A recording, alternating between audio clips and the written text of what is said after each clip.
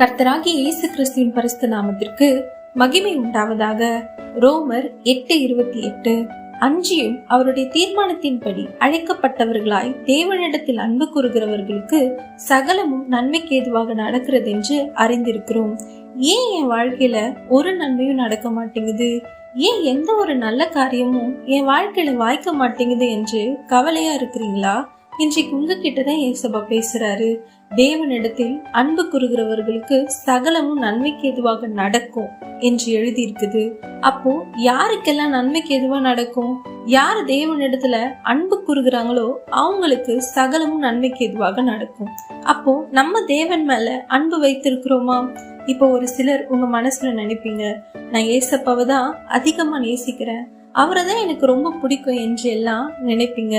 ஆனா ஒரு காரியத்தை நம்ம ஆழமா சிந்திச்சு பார்க்கணும்.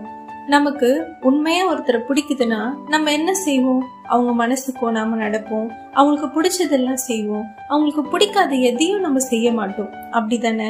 அப்ப நம்ம ஏசப்பா மனசு கோணாம நடக்கிறோமா? அவருக்கு பிடிச்சதெல்லாம் செய்யறோமா என்று கேட்டா அது ஒரு பெரிய கேள்விக்குறிதான். அப்போ நம்ம எப்படி இருந்தா அவரை நேசிக்கிறோம் என்ற அர்த்தம்?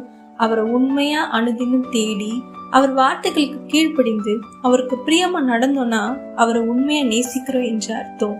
அப்படி நம்ம வாழும்போது சகலமும் நன்மைக்கு எதுவாக நம்ம வாழ்க்கையில நடக்கும். ஆமீன்.